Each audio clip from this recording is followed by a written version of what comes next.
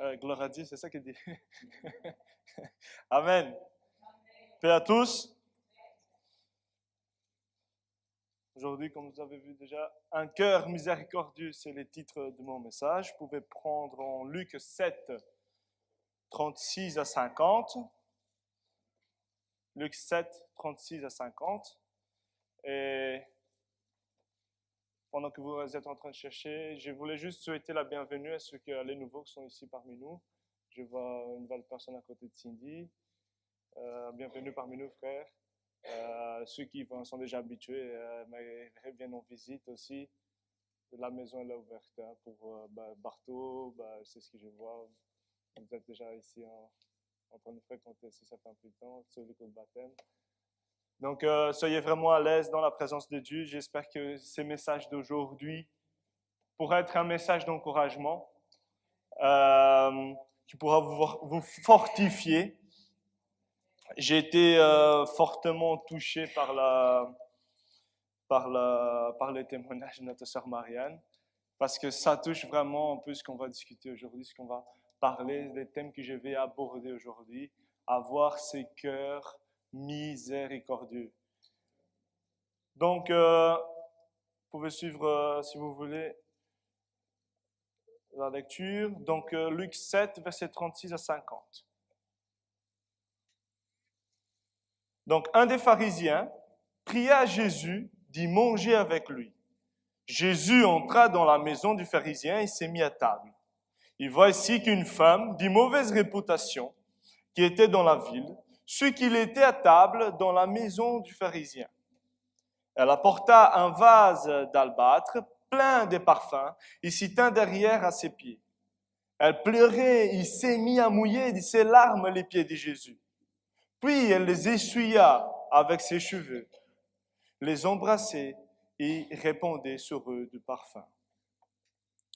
À cette vue, les pharisiens qui l'avaient invité dirent en lui-même, « Si cet homme était prophète, il saurait qui est la femme qui le touche, il sait qu'elle est une pécheresse. » Jésus prit alors la parole et lui dit, « Simon, j'ai quelque chose à te dire. » Et alors Simon dit, « Maître, parle. » Et verset 41, il dit, « Un créancier avait 2 débiteurs. L'un devait 500 deniers et l'autre 50 deniers. Comme il n'avait pas de quoi payer, il leur fit grâce de leur dette à tous les deux. Donc, lequel l'aimera le plus? Alors Simon répond Jésus, il dit, c'est lui, je suppose, auquel il a fait grâce de la plus grosse somme. Et Jésus lui dit, eh bien, tu as bien jugé. Puis il se tourna vers la femme et dit à Simon, vois-tu cette femme? Je suis rentré dans ta maison et tu ne m'as pas donné d'eau pour mes pieds. Mais elle a mouillé mes pieds de ses larmes et les a essuyés avec ses cheveux. Tu ne m'as pas reçu en m'embrassant, mais elle, depuis que je suis rentré, elle n'a pas cessé de m'embrasser les pieds.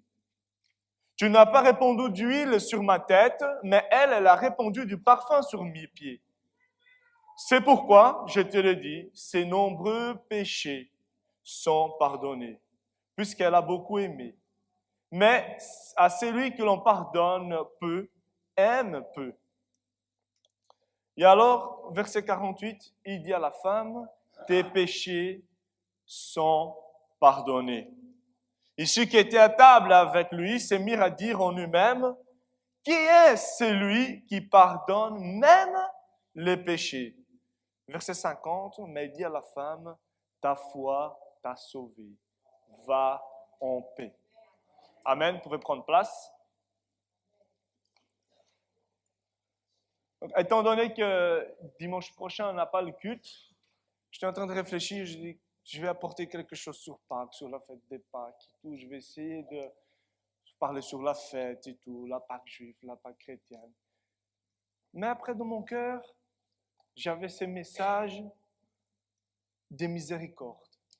Et quand je lis ces messages, ces passages en Luc, ça m'a tout de suite frappé. Et je dis, bon, ça sera peut-être pour une prochaine fois, mais, concernant le message de Pâques, mais ces passages en Luc, ils parlent aussi de quoi? De rémission des péchés. Ils parlent aussi d'un pardon, d'une dette. Et c'est là aussi le message essentiel, quelque part, des Pâques, que Christ, par sa miséricorde, il est venu nous délivrer de l'esclavage du péché.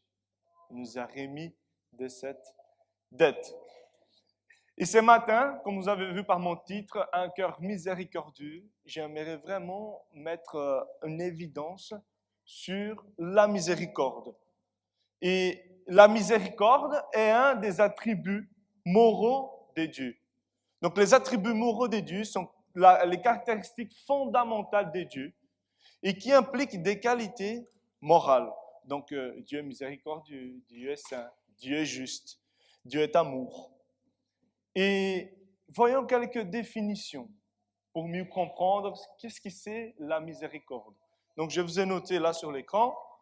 Donc la miséricorde est la bonté de Dieu à l'égard de ceux qui sont dans la misère et dans la détresse. La bonté de Dieu à l'égard de ceux qui sont dans la misère et dans la détresse. La miséricorde est aussi mettre son cœur dans la misère de son prochain. Mettre son cœur dans la misère de son prochain. Elle peut être aussi, quand quelqu'un est dans la misère, on lui jette une corde. Donc, on va dire, c'est juste un peu imagé, c'est la miséricorde. Comme ça, on jette la corde pour qu'il puisse s'en sortir. C'est un peu imagé. Ouais, c'est à la brésilienne, vous allez dire, c'est ça. Mais une version, on va dire, française, version brésilienne, j'aimerais l'illustrer. Je vais appeler Giuseppe. Giuseppe, viens. Viens. On va l'illustrer. Et pour l'illustrer, cette version, je vais dire, c'est une version qui montre comment ne pas agir. Je peux passer, ça fait?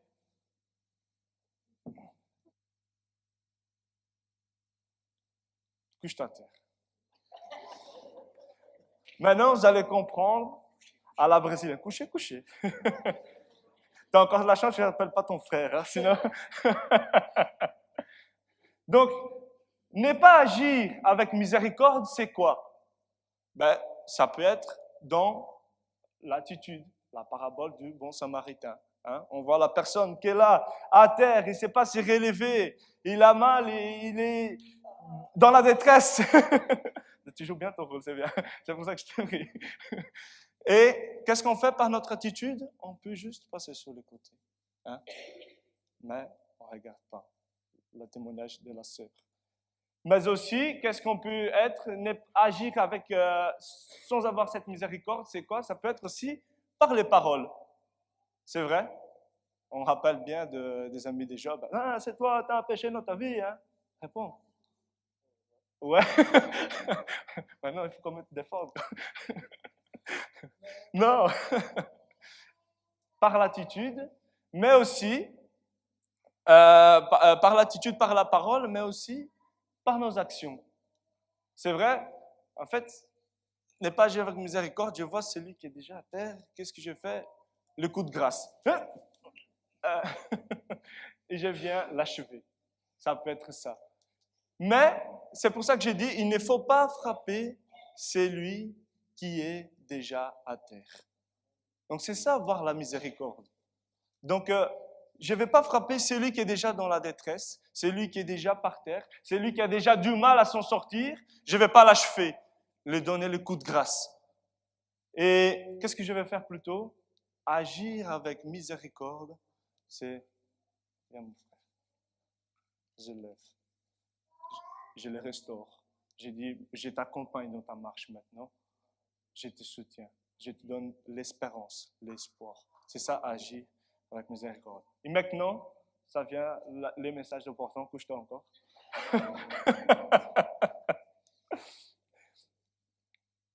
C'est ça que Dieu, il a fait.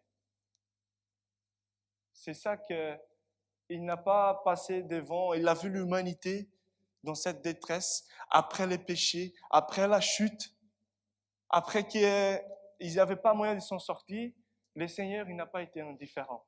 Il n'a pas fait, bon, t'as choisi, hein? Hein? T'as choisi, hein? Débrouille-toi maintenant. Non, il n'a pas fait ça. Il n'a pas non plus anéanti toute l'humanité. Mais il a donné un coup de grâce assez puissant, mais un coup de grâce que relève l'humanité. Il a envoyé son Fils pour nous restaurer. Il a envoyé son Fils pour nous donner cette vie éternelle. C'est ça la miséricorde de Dieu qui m'a atteint, qui a atteint toute l'humanité, qui a atteint chacun de nous ici. Amen. Donc, la miséricorde de Dieu, il ne faut pas frapper celui qui est déjà à terre. Donc, Dieu, il a agi avec bonté à l'égard de l'humanité qui était dans la misère, qui était dans la détresse. Dieu, il a mis les cœurs, dans son cœur, dans la misère humaine. Et aussi, Dieu, il a jeté cette corde afin de donner les moyens de s'en sortir.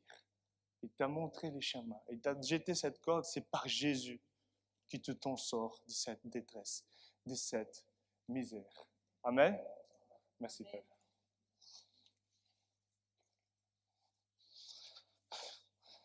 Donc, dimanche de Pâques au lundi de Pâques, si vous voulez expliquer à votre famille qu'est-ce que c'est la miséricorde, le message de Pâques, qu'est-ce que Jésus est venu faire, vous appelez votre petit frère, c'est mieux, comme ça vous pouvez frapper aussi, jouer le jeu, hein, vite, hein, vous expliquer à la famille. Voilà, c'est ça, ne pas avoir miséricorde et vous frappez bien, ben, vite, un coup en plus, un coup en moins, c'est pas grave, hein, c'est Joseph. Donc, voyons alors ensemble les 3 points sur la miséricorde. Le premier point, c'est la miséricorde de Dieu envers l'humanité. C'est ce que j'aimerais aborder. Et en fait, dans les passages que nous avons lus en Luc, l'accent est mis sur, avant-dernier verset, là, le 7,49, sur cette question. Qui est celui-ci qui pardonne même les péchés? En fait, tous les chapitres, ils tournent dans ça. C'est vraiment les messages que Luc il veut passer. Luc, en fait, il voulait que ses lecteurs répondent à la fin de ces chapitres à cette question. Donc, regardons un peu le contexte dans le chapitre 7. Je ne sais pas si vous avez vos Bibles ouvertes. Donc, en fait, c'est Jésus est quelqu'un qui a un pouvoir inhabituel. Donc, on voit du verset 1 à 10 qu'il guérit un malade, il guérit l'officier, les servants de l'officier. Il aussi, il ressuscite même les morts. Il a ressuscité un fils d'une veuve, le fils unique d'une veuve. Et aussi, ça c'est du verset 11 à 17. Et alors, ensuite, du verset 18 à 35, dans notre chapitre 7, Jean-Baptiste, qu'est-ce qu'il fait? Il envoie ses disciples vers Jésus, il lui dit, es-tu celui qui doit venir? On doit encore attendre un autre. Et qu'est-ce qu'il dit Jésus? Tu rapportes le message que les aveugles, ils voient, les boiteux, ils marchent, les lépreux, ils sont guéris.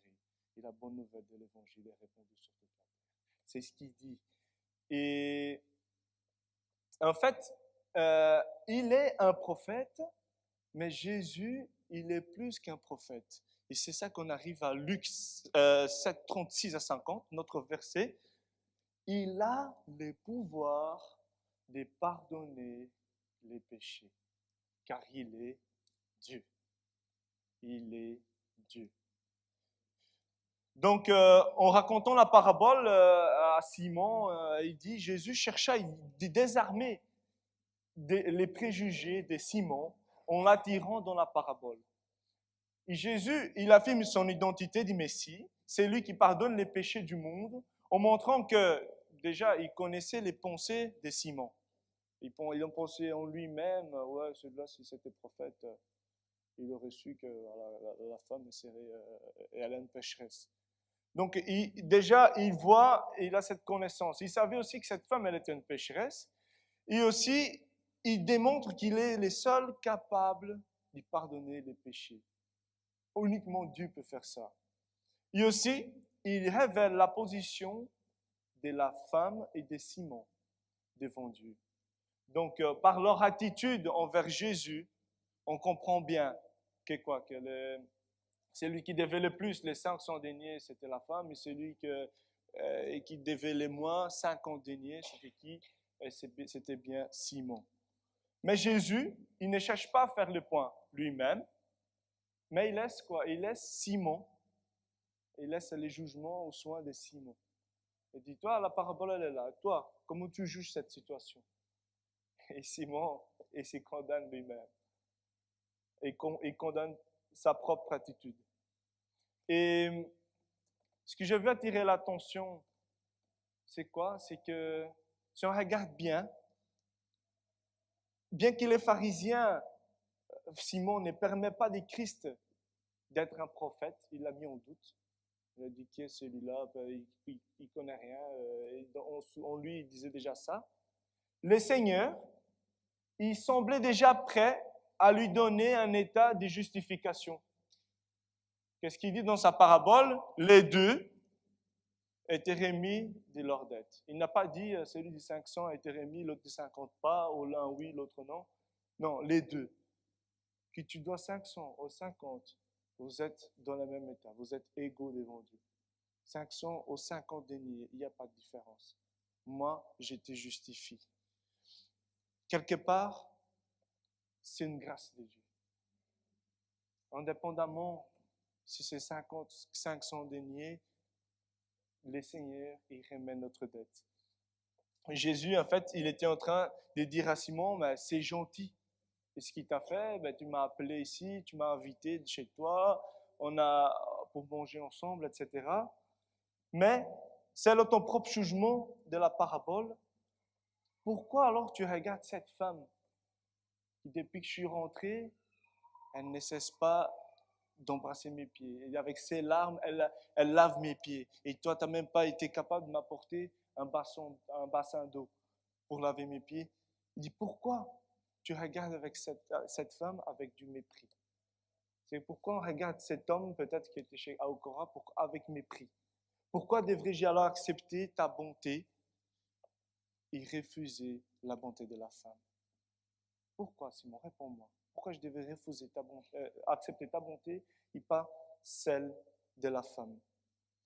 Et là aussi, je crois que Jésus passe un message, non seulement, oui, le salut, il est pour les Juifs. Simon, ta dette, je te pardonne.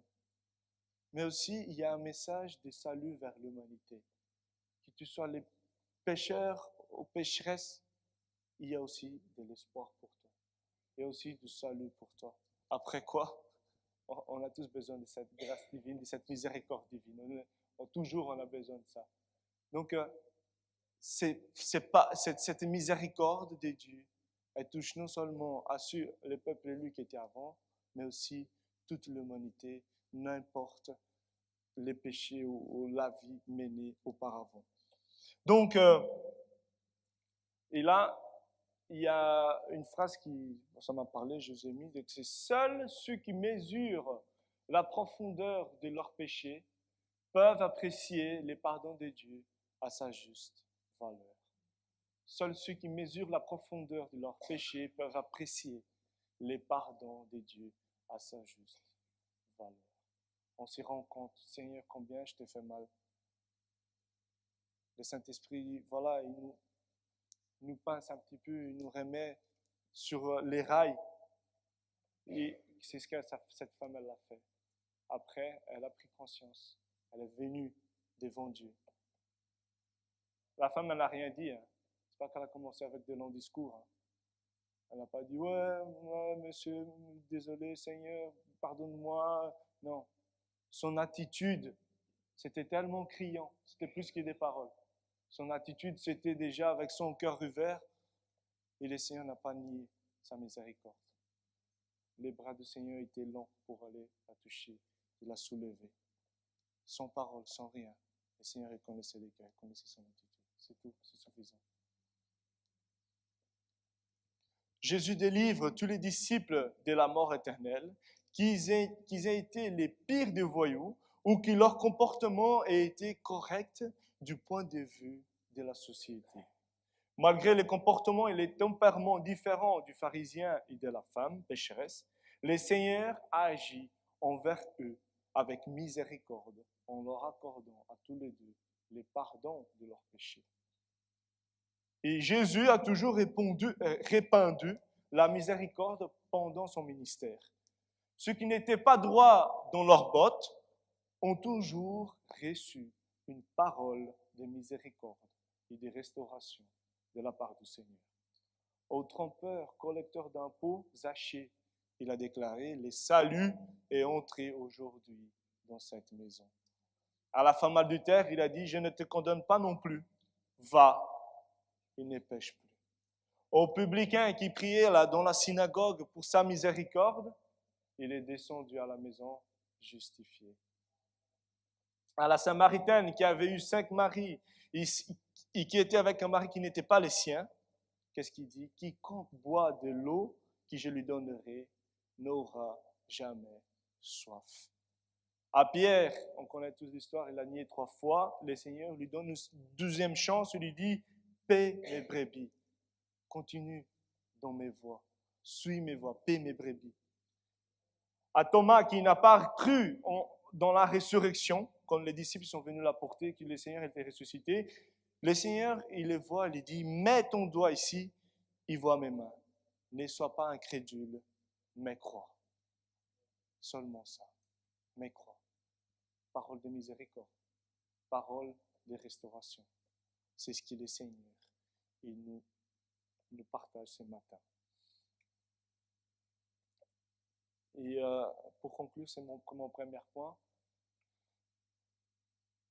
Il y a ce verset en Éphésiens 2, 4 à 6. Mais Dieu, qui est riche en miséricorde, à cause du grand amour dont il nous a aimés, nous qui étions morts par nos offenses, nous a rendu la vie avec Christ. Il nous a ressuscités ensemble. Il nous a fait asseoir ensemble dans les lieux célestes en Jésus-Christ. La miséricorde de Dieu envers l'humanité. Il nous fait asseoir dans les lieux célestes. Il est riche en miséricorde. Il pardonne nos offenses. Il nous restaure. À chacun de nous, c'est pour tout le monde. Et c'est gratuit. Et un 2e point, c'est la miséricorde envers son prochain. Et j'ai pris ces versets en Matthieu 5, 7, quand Jésus il était en train de faire le sermon de la montagne. Et en fait, il dit, heureux les miséricordieux, car ils obtiendront miséricorde. Vous savez, quand j'ai lu ces versets-là, la première impression, c'est que Jésus il est en train de décrire dans ces versets, c'est la loi du retour. En fait, c'est que tu sèmes, tu récoltes. En fait, c'est comme une sorte de boomerang spirituel. C'est que tu jettes, ça revient toujours à toi. Donc, c'est boomerang, ce que tu sèmes, tu récoltes, ça revient toujours. C'est presque inévitable. Et je sais que ça a du sens, car c'est que nous recevons, parce que nous recevons ce que nous donnons. Et cependant, ces paroles de Jésus, elle est beaucoup plus, on va dire, plus profonde. C'était pas seulement des paroles en l'air, mais c'était aussi, ça découlait pas de ces expériences de la vie. Mais en fait, ce que Jésus veut passer là, heureux les miséricordieux, car ils obtiendront miséricorde. En fait, c'est plus un cri, en disant, en nous encourageant à dire, le monde entier, il aspire pour la miséricorde. Et Jésus nous met au défi de toujours être miséricordieux. Le monde entier aspire pour la miséricorde. Et Jésus, dans ces versets-là, il nous met au défi de toujours être miséricordieux. Et cette phrase, ça m'a beaucoup parlé aussi, c'est la miséricorde doit venir avant les jugements ou la critique qui est faite, face à un fait qui nous a déplu. Donc la miséricorde doit venir avant le jugement ou la critique qui est faite, face à un fait qui nous a déplu. C'est justement là les manquements de ces pharisiens. Il a jugé, il a vu la situation et il n'a pas de miséricorde. Toi, tu n'es pas prophète, toi, pécheresse, voilà. Classé dans la boîte, c'est parti, jugé. Il a porté déjà son jugement. Il a déjà porté la critique. Ces faits-là lui a déplu, que cette femme vienne au pied de Jésus. Et alors, il a porté directement ses jugements. Donc, cette miséricorde doit venir avant l'effet de critiquer l'autre, l'effet de juger l'autre. Donc, c'est pendant combien de fois, même, ça nous arrive ça aussi, pas toujours, hein. Mais combien de fois nous sommes vite à critiquer quelqu'un, à porter du jugement sur la vie de quelqu'un, à débattre du pourquoi et du comment sur la vie de quelqu'un. On a toujours à dire, ce mot à dire. Au lieu d'y jeter une corde pour aider les prochains à s'en sortir de son état de misère et de détresse, au lieu d'y mettre les cœurs dans la détresse de notre prochain, nous, on remue les couteaux dans la plaie. Parfois, ça nous arrive, que ce soit par nos attitudes, que ce soit par nos paroles, que ce soit par nos actions. Et cette petite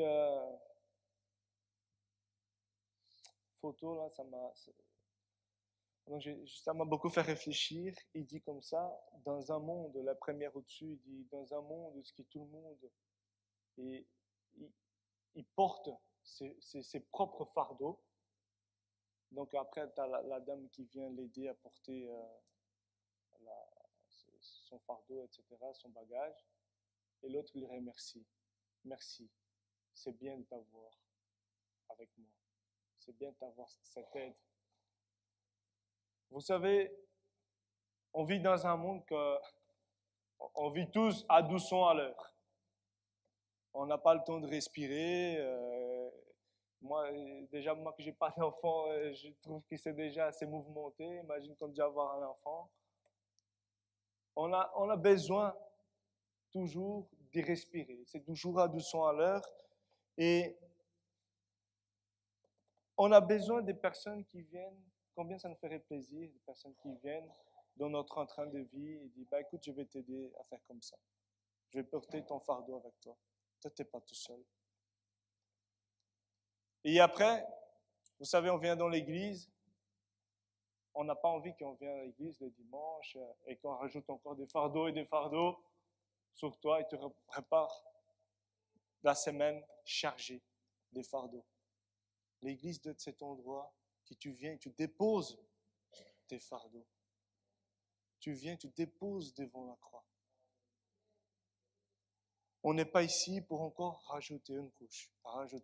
Déjà dans la semaine, tu as déjà jusque-là. En plus, le dimanche, tu viens, je te charge encore de 100 kilos sur ton dos. Non. C'est pas la grâce, c'est pas la miséricorde. Et même, on va dire, avec des nouvelles personnes, des nouveaux convertis peut-être, ils viennent de s'approcher avec les seigneurs. Et qu'est-ce qu'on sort? Voilà la liste que tu ne peux pas le faire. Ah non, c'est un nouveau converti, mon frère, ma soeur.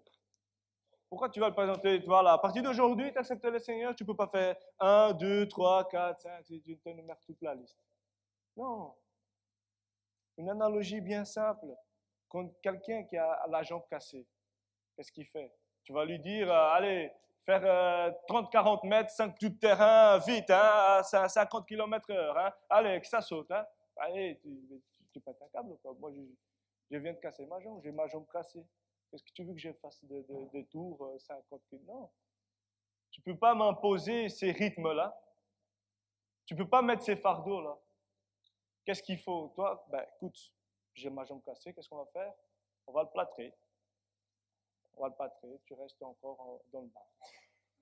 Hein? Tu attends la cicatrisation. Après, qu'est-ce que tu fais? Ben, David va nous expliquer mieux, ben, il est parti. Eh ben, tu attends la cicatrisation. Eh ben, après, tout doucement, tu commences. Rééducation, tout doucement. Et après seulement, tu vas faire les 5 tours du terrain. Et les 30 km/h et tout ce qui s'ensuit. Mais ne portons pas, ne mettons pas du fardeau. Ne soyons pas ces genres de personnes qui mettons du fardeau sur le dos des autres. Non, mon frère, on est dans les temps de grâce. On est dans les temps de miséricorde. Si toi, tu as reçu miséricorde et grâce du Seigneur, répands cette miséricorde. Commence pas à charger les autres d'un poids qu'ils ne doivent pas le porter. Ils ne doivent pas le porter. Plutôt aide-le. Aide-le avec des paroles de restauration. Aide-le dans tes attitudes. Aide-le dans tes actions. Aide-le à porter ses fardeaux. Aide-le. Et si notre prochain passe par un moment de faiblesse, s'il a du mal à s'en sortir, s'il est déjà à terre ou presque à terre, ne remuons pas les couteaux dans la plaie, ne lui donnons pas les coups de grâce.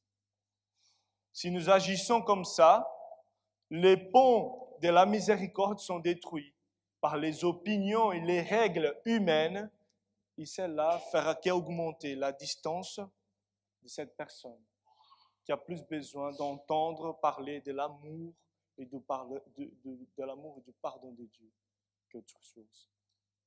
Donc la miséricorde doit venir avant le jugement ou la critique qui est faite face à un fait qui nous a déplu. L'Église doit être la maison des miséricordes.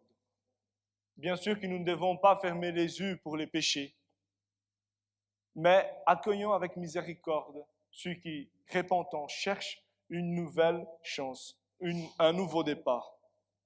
Après tout, nous sommes tous des fruits de cette miséricorde divine. Si on est là aujourd'hui, c'est parce que cette miséricorde, un jour, on l'a acceptée dans notre vie. Pourquoi on met des obstacles dans la vie des autres? Non. La miséricorde de Dieu envers ton prochain. Et même Paul est dit aux Galates, ainsi donc, pendant que nous en avons l'occasion, pratiquons les biens envers tous, et surtout envers les frères en la foi. Surtout les frères en la foi. Et on a vu la miséricorde de Dieu envers l'humanité, la miséricorde envers ton prochain. Et un troisième point et dernier point, la miséricorde envers soi-même. Je voulais le mettre, ces troisième point-là, parce que je trouve que c'est tellement important. Ok, c'est bien, on a reçu la miséricorde, on a reçu, on essaie d'agir envers l'autre, mais parfois, envers nous-mêmes, on n'est pas assez miséricordieux envers nous, je trouve, et ça nous empêche. Ces peurs, ces craintes, ces angoisses, cette détresse qui nous revient toujours en tête, ça nous empêche d'avancer. Et le Seigneur nous appelle à quoi? Il nous a affranchis pour cette liberté. On va lire les versets, Galates 5.1, il dit, c'est pour la liberté que Christ nous a affranchis. C'est pour la liberté. Demeurez donc ferme et ne vous laissez pas mettre de nouveau sous les jougs de la servitude. Donc, demeurez donc ferme et ne vous laissez pas mettre de nouveau sous les jougs de la servitude. Pardon. Et vous voyez bien là la photo? Du côté là-bas, vous voyez un monsieur qui est représenté avec un gros sac. Et là, c'est quoi? C'est les passés. Il chargé de passer dans son dos. Il essaie d'avancer. Donc, quand on essaie d'avancer avec tout ça, c'est beaucoup de fardeau. Et alors, qu'est-ce qu'il dit les petits garçons? Ça aurait été bien plus facile de laisser tout ça derrière. Ça aurait été beaucoup plus facile pour toi d'y laisser les passés, toutes ces choses qui nous viennent en tête derrière. Parce que quoi? Parce qu'aujourd'hui, toi, tu es affranchi, tu es libéré par le Christ. Le tout maintenant, c'est toi accepter. De ne plus prendre, c'est passé. Tout ce qui est derrière, est derrière. Aujourd'hui, dorénavant, avec Christ, je suis affranchi dans cette liberté. Demeurez donc ferme. Et ne faites pas cette erreur de reprendre, on dépose et puis on revient chercher. On dépose et on revient chercher. Non. Si tu ne t'aides pas, ça sera difficile de s'en sortir et d'avancer. L'attitude de cette femme démontrait qu'elle avait conscience de ses péchés et aussi de son besoin de pardon. Et elle a laissé ses fardeaux derrière elle et elle a trouvé miséricorde dans la présence de Dieu. Et pendant un des études du jeudi, on avait discuté un peu sur ces faits-là. Et on disait, Dieu est si miséricordieux envers nous. Et en fait, refuser cette grâce et cette miséricorde, c'est quelque part dire que le sang de Christ n'a pas été suffisant pour nous affranchir. Donc Dieu est si miséricordieux, si bon. Il veut que toi tu t'en sortes, il te donne les moyens pour t'en sortir de ta détresse, de t'enlever de cette misère. Il met son cœur en toi et il essaie de donner tous les moyens possibles. Et toi, tu ne t'aides pas toi-même. Quelque part, en refusant d'agir, de laisser tomber tout cela, c'est refuser la miséricorde de Dieu, de refuser les sons de Jésus. En fait, on est en train de dire, Seigneur, ton sang n'est pas suffisant. Tu es mort à la croix du calvaire, mais ce n'est pas suffisant pour m'affranchir, pour me donner une nouvelle vie. Saisissons le sang de Jésus. Comme ça, on va dire, c'est passeport qui nous affranchit, qui nous libère, qui nous donne une vie nouvelle, qui nous donne une nouvelle identité en Christ. Alors, pourquoi on doit être miséricordieux envers soi-même? Car cela nous aidera à être libres sans être enchaînés par les peurs et sentiments négatifs qui persécutent notre pensée. Donc ce matin, je vous encourage à apprécier la profondeur de la miséricorde de Dieu envers nous. Je vous encourage aujourd'hui à lui être reconnaissant. Quelle personne de votre entourage pourriez-vous prendre soin d'une manière particulière cette semaine afin d'y refléter davantage la miséricorde divine? Cette personne peut être aussi toi-même. Prends soin de toi-même. Prends soin de toi-même. C'est important. Le choix d'exercer miséricorde ou non est facultatif. C'est toi qui choisis. Tu vas agir ou pas. Soit tu fais l'indifférent, soit tu agis. À toi de décider. Je t'encourage de refléter davantage la miséricorde divine. Et je voulais juste souligner que du premier point, la miséricorde de Dieu envers l'humanité, il découle tous les deux autres. Envers ton prochain, la miséricorde envers soi-même. Parce qu'il nous est impossible d'être si miséricordieux, d'y refléter tellement cette gloire de Dieu, si nous ne sommes pas si proches de Dieu. On va dire que cette miséricorde, on va dire que c'est comme un thermomètre spirituel. Tu prends la température, si tu es proche ou pas de Dieu. Enfin, c'est imagé. Mais il nous est impossible d'y partager cet amour, d'être si miséricordieux, d'exercer cette miséricorde si nous, on n'est pas proche de Dieu. On a besoin de rester proche de lui. Donc, j'ai conclu avec quelques versets du psaume 136. Ces versets, les psaumes-là, je laisse lire à la maison. Mais ces versets-là, ils nous montrent que bien avant la venue de Jésus sur terre, Dieu a usé des miséricordes envers son peuple et donc par nature, il est miséricordieux. C'est comme je vous ai dit au début. Oui, il nous a envoyé Jésus, mais par nature, Dieu, il est miséricordieux. Donc avant la venue de Jésus, le Seigneur, il était aussi déjà miséricordieux. Il est.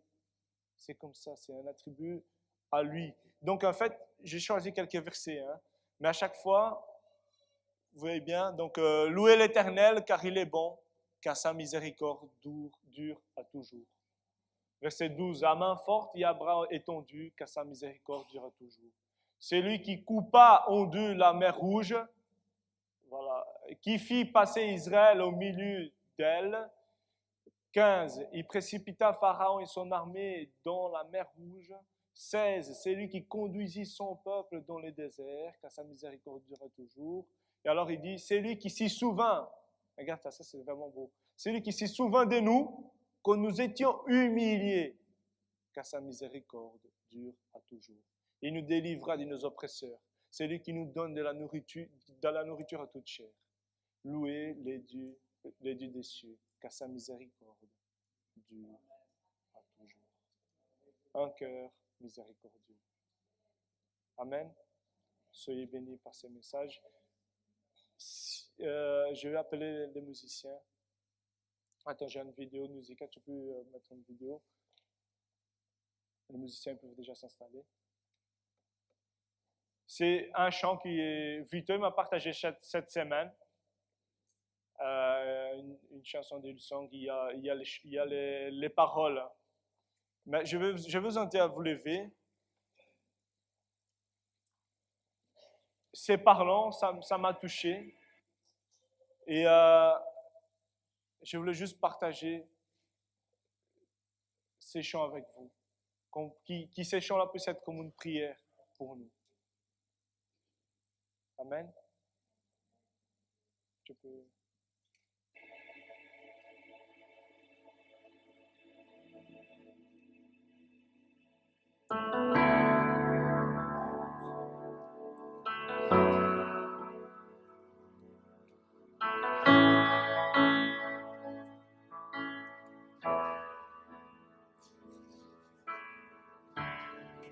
Oh, quelle paix dans ce moment, dans le calme de ta présence, quand le bruit faiblit et tu parles à mon âme. Tu as toute mon attention, fais-moi entendre ta voix, je ne veux rien manquer. Seigneur, mon cœur désire plus de toi, mon cœur recherche ta face, alors je sais à toi. Et tout ton roi est ému par ton amour, captivé par qui tu es. Conduis-moi à te connaître plus encore. Je veux m'approcher de toi, laisser mes peurs derrière moi. Seigneur, viens toucher ma vie à nouveau. Oh, oh, oh, oh, oh, oh, oh, oh, oh.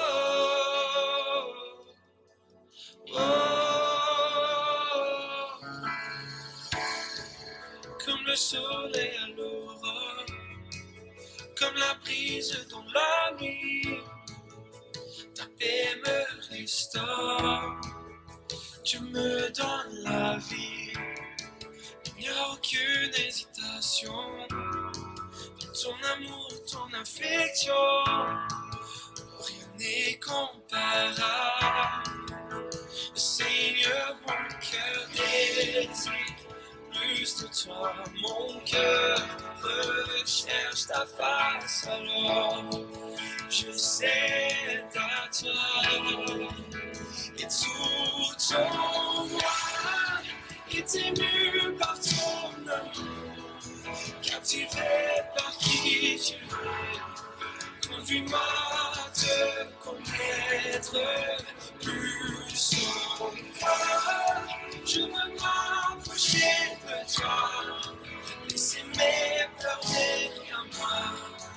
Seigneur, viens toucher ma vie. Alléluia. Oh, oh, oh, oh, oh, oh,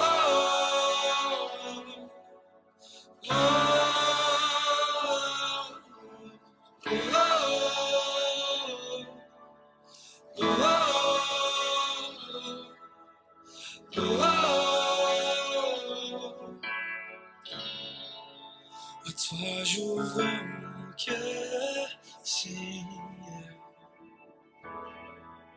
À toi j'ouvre mon cœur à jamais. Donc fais ce que toi seul sais faire. Jésus, viens régner dans ma vie. À toi j'ouvre mon cœur, Seigneur. À toi j'ouvre mon cœur à jamais. Donc fais ce que toi seul sais faire. Jésus, viens régner dans ma vie. À toi j'ouvre mon cœur, Seigneur. À toi j'ouvre mon cœur à jamais. Donc fais ce que toi seul sais faire. Oh Jésus, viens régner dans ma vie.